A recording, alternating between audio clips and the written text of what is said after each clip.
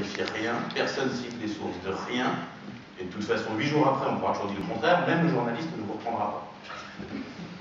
On est bien dans l'exact contraire.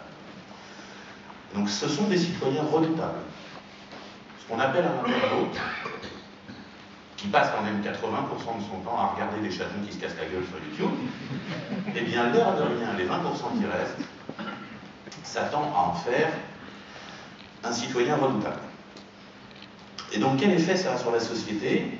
Ben, ça change beaucoup. Ça change la façon dont le tissu social se tisse, ça change les structures hiérarchiques, ça change la société structurée par la télévision dans une société extraordinairement verticale et pyramidale avec une pointe, qui est TF1. Le haut du sommet, c'est qui a l'honneur de parler aux 20h de TF1. Et donc la puissance clé, c'est PPDA, puisque c'est la puissance invitante. Alors c'est plus lui, mais ça n'a pas changé grand-chose. Donc Internet est en train de changer la pensée comme l'écriture l'a fait. Alors d'habitude, c'était à ce moment-là dans la conférence, je mets une phrase à moi qui est Internet a permis, l'imprimerie a permis au peuple de lire, Internet a lui permettre d'écrire. Vous avez noté, hein, je vous l'ai déjà fait sur qui a vu ses écrits dans la presse.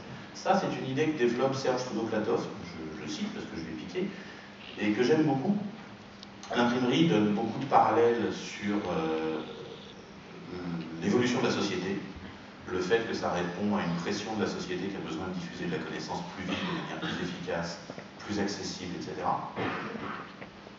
Alors que ce parallèle-là, que à mon avis, pas forcément aussi vrai, il permet d'avoir une très bonne compréhension des interactions entre individus. Vous savez comment on appelle une société d'avant l'écriture? Il y a un nom pour ça. Il y a les sociétés qui ont inventé l'écriture et qui utilisent l'écriture, et puis il y a les sociétés avant. Oui, une société avant l'écriture, ça s'appelle une société préhistorique. Essayez d'expliquer à quelqu'un de la société d'avant l'écriture l'importance de la liberté de la presse. Vous n'êtes pas rendus les enfants. Vous essayez de faire discuter Voltaire avec Cro-Magnon. Et tout adorable que soit Cro-Magnon à l'âge de pierre, je ne suis pas certain qu'ils comprennent le concept. Il y a un exemple que j'aime beaucoup là-dedans, je ne sais pas qui parmi vous a aimé lire Marcel Pagnol, mais je vous invite à relire ou à regarder, au pire pour les plus feignants, l'adaptation au cinéma, du premier volume de ses mémoires qui s'appelle La gloire de mon père. Château de ma mère, c'est le deuxième. Et au début, dans La gloire de mon père, il explique comment il a appris à lire. Il était fils d'un stit, sa mère le posait au fond de la classe, là-bas dans le coin des branleurs à côté du radiateur. Et puis il était posé dans la classe pendant que sa mère faisait les courses et que son père apprenait à toute la classe à écrire. Et donc du coup, à 4 ans, il savait lire. Et puis il ne l'avait pas dit. Quand ses parents s'en sont rendus compte du fait qu'il savait lire alors qu'il n'était pas censé, ça leur a fait très peur. Ils ont cru que c'était une maladie. Sa mère était très inquiète. C'est à peu près la même chose. Ça me rappelle un peu le comportement qu'avaient mes parents quand ils me voyaient face à un ordinateur avec un modem quand j'étais plus jeune. C'est jamais fait des trucs bizarres quand même. Il est quand même enfermé dans sa piole face à un ordinateur avec rien du texte. Rien, à l'époque des images. Il y passe la moitié de sa nuit et il nous dit qu'il parle à des gens. Il a dû mettre des gens dans la boîte, ils sont tout tassés. C'est les bonhommes SFR. C'est ça, c'est le bonhomme SFR qui est venu réparer la box. Et donc, c'est le même problème. On se comprend aussi peu. Le choc culturel est le même. Alors depuis, j'ai éduqué mes parents, hein, mais, le choc culturel est du même ordre. Et l'incompréhension est du même ordre. C'est-à-dire que les gens qui, en ce moment, dans la sphère politique ou dans le monde des affaires, on en pense pas mal également, essayent de vous parler d'Internet et n'y comprennent rien, vous pouvez à peu près considérer que ce sont des illettrés du réseau. Et du coup, on va voir que ça a plein de conséquences sur le présent et sur la façon de le lire. La pétition des marchands de chandelles, est-ce que vous connaissez? que je vais me mettre à vous parler d'Adopi, c'est important de savoir situer les textes clés dans la compréhension des débats politiques modernes. Donc la pétition des marchands de chandelles, qui connaît? Ok. Donc c'est un texte d'un politique ultra-libéral, économiste du 19e siècle, Frédéric Bastiat, si ma mémoire est bonne. C'est ça, deuxième moitié du 19e siècle, je dirais. Pour les gens qui ont un peu de mal, c'est entre 1850 et 1900. C'est un texte satirique, c'est une moquerie, mais qui sert un propos démonstratif.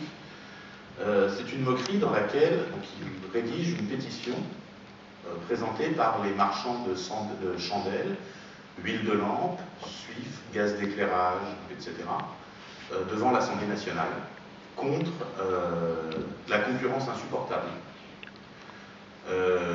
que leur fait subir de manière déloyale un pirate de l'éclairage qui fournit de la lumière gratuitement. Ce qui est quand même super mauvais pour le business. Et ils expliquent que c'est pas tenable, que quand même, eux, ils payent des impôts, des redevances, des taxes, même des dessous de table des fois, et que bon, ben voilà, quoi, lui, il paye rien, il file tout gratos, et que comme ça, enfin, si c'est ça, c'est la mort du petit commerce, quoi. Et que donc, pour empêcher cet odieux concurrent qui fournit de la lumière gratuitement à tout le monde en échange de pas d'argent, pour empêcher le soleil, il est impératif d'interdire que soient ouvertes en journée les fenêtres, portes, œils de bœuf, meurtrières et autres sources de rentrée de lumière dans les maisons. Que de ça, il s'en suivra d'abord la sauvegarde du petit commerce. C'est important. Une croissance forte pour toute l'industrie de l'éclairage, que ce soit de la bougie à la lampe à pétrole, tout le monde ira beaucoup mieux. Ce qui s'en suivra par une remontée des rentrées fiscales et une croissance bien plus soutenue. Et ils expliquent d'ailleurs que, en Grande-Bretagne, qui ne subit pas, moins, ce fléau du piratage de l'éclairage par le soleil, l'industrie de la chandelle se porte mieux. Alors qu'en Andalousie, où le piratage solaire est incommensurable, insupportable, eh bien, les marchands de chandelles meurent. C'est exactement le même raisonnement que celui de nos moines copistes de DVD. Puisque maintenant, on sait copier des DVD gratuitement, ils vont mourir. Tant pis pour eux. Ça revient à ça, la question. Il n'y a plus besoin de dépenser de l'argent pour copier le DVD. L'industrie de la musique, c'est tout à fait autre chose. Les êtres humains écoutent de la musique depuis qu'ils ont des oreilles. Ça remonte. Il y a même des animaux qui chantent. C'est vous dire. Ça vient loin dans notre histoire. Je vous assure, si Universal coule, on écoutera encore de la musique. Je ne suis pas inquiet. Il n'y a aucun problème là-dessus. Et si Hachette coule, on continuera de raconter des histoires aux enfants. Il n'y a aucun problème là-dessus. Donc la pétition des marchands de chandelles, c'est exactement la position de nos moines copistes de DVD. Leur industrie est en train de mourir parce qu'elle est obsolète. Exactement comme l'industrie de la chandelle est obsolète par rapport à l'éclairage du soleil quand on peut en disposer. Je vous invite à lire le texte sur la pétition des marchands de chandelles, vous verrez, il est d'une très grande modernité. Le droit d'auteur, tel qu'il a été défini effectivement par Beaumarchais, c'est une invention française, c'est un truc qui sert à protéger les auteurs contre les odieux qui pirataient leurs œuvres. Et alors, les odieux qui pirataient leurs œuvres, c'était les marchands. Pas les lecteurs, les marchands. L'enfoiré de libraire qui allait assister à la première représentation de Molière, qui notait de Traviole, la pièce de théâtre, pour la publier sous le manteau le lendemain, en ne payant rien à personne, il piratait l'œuvre. C'était ça le mot qu'utilisait Beaumarchais. Le droit d'auteur sert à protéger l'auteur contre le marchand qui en fait commerce sans rémunérer l'auteur. ça n'est pas prévu pour protéger l'auteur contre les gens qui ont aimé la chanson et qui la chantent dans leur salle de bain. C'est pas l'idée. Le but du droit d'auteur n'est pas d'empêcher la connaissance et la culture de circuler. Le but du droit d'auteur est d'empêcher qu'il y ait une exploitation commerciale sans rémunération. Et effectivement, le monde des moines clopistes de DVD va poser un problème. Tout le droit d'auteur est assis sur un commerce matériel. En fait, tout le droit d'auteur vient de la propriété littéraire et artistique. La propriété littéraire, c'est le commerce du livre. Je ne sais pas qui parmi vous a déjà fabriqué un bouquin. Dans la fabrication d'un bouquin, il y a à peu près 70% du prix, c'est le papier. L'encre, ça coûte rien, c'est très clair. L'impression, ça coûte pas cher. Ce qui est cher, c'est le papier. C'est pour ça qu'un livre, en général, a un prix sensiblement proportionnel à sa taille. Parce que un bouquin de 800 pages, ben, c'est du papier. Là, le prix de la tonne de papier n'est pas négligeable. Ce sont des mètres cubes de stockage chez tous les intermédiaires. Ce sont des camions pour le transporter. C'est toute une logistique épouvantable. En plus, ces saloperies-là, on ne peut pas les laisser dehors. Parce que le papier, ça n'aime pas l'eau. C'est pas comme la majorité des marchandises industrielles qu'on peut laisser traîner dehors en attendant des ventes. On ne peut pas, que ce soit au sec, au chaud, ça n'aime pas l'humidité, ça n'aime pas l'eau, ça n'aime pas le froid, ça n'aime rien. Et donc, 60 ou 70% du prix de revient du livre, c'est le papier. C'était très vrai autrefois, ça l'est de moins en moins. Mais l'idée reste. Quand le droit d'auteur est défini au XVIIIe siècle, ce qui fait le prix de vente d'un livre, c'est quasiment que le papier. Dans un livre du XVIIIe siècle, pour le coup, c'est le prix de la rame de papier chez le papetier qui fait le prix du livre. C'est attaché l'un à l'autre. La plus grosse dépense, c'est le papier.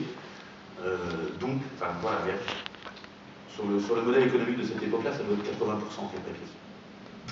Et donc dire que sur le prix de vente du livre, on va prélever entre 5 et 10% pour rémunérer l'auteur, c'est dire il existe une économie d'un bien matériel, le papier, pour lequel il y a un prix incompressible, relativement élevé, qui fait que le prix, même si personne ne gagne d'argent, il est au moins de temps. Et si tout le monde gagne raisonnablement un petit peu sa vie, il est de déjà pas mal plus. Et si sur ce pas mal plus, on rajoute 5% pour l'auteur, ça ne change pas grand-chose. Et donc, on assoit la rémunération de l'auteur sur la rémunération d'une économie de biens matériels. Ça marche très bien tant qu'on fait une économie du support physique, c'est-à-dire une économie de la rareté. Qui parmi vous sait ce que c'est qu'une économie de la rareté par opposition à une économie d'abondance? Ok. Une économie de la rareté, c'est celle où, si je vous donne mon téléphone, je vous vends, c'est l'économie, il ne faut pas déconner, si je vous vends mon téléphone, j'ai plus. Il est rare. Bon, c'est pas que c'est un modèle de collection, hein, il y en a des centaines de milliers, mais moi j'en ai qu'un. Et si je vous le vends, après j'en ai 0. Et même si j'en ai 1000 en stock, si je vous en vends un, j'en ai plus que 999. Mon stock a diminué. Le produit est rare. Dans cette économie-là, un certain nombre de lois habituelles comme l'offre et la demande fonctionnent. C'est-à-dire que si vous voulez tous acheter mon téléphone, les enchères vont monter super haut. Si personne ne le veut et que je dois désespérément le vendre parce qu'il me faut du pognon, je vais faire 10 centimes. Avec un chapeau dans la manche, je peux dire plus vite. Ça, c'est l'économie de la rareté. L'économie de l'abondance, elle n'est pas neuve du tout. C'est l'économie du savoir. Cette blague hilarante de l'histoire du fou qui repeint son plafond et où un collègue lui suggère de s'accrocher au pinceau pendant qu'il ôte l'échelle. Avant que je vous la dise, vous ne la connaissiez pas. Moi, j'étais riche d'une blague. J'en connais qu'une. Je raconte tout le temps la même. Moi, j'étais riche d'une blague. Je viens de vous la raconter. Vous êtes, on a vu une petite centaine, vous avez tous gagné une blague. Alors, comme on est dans un monde capitaliste commerçant, vous me verserez des sous à la sortie.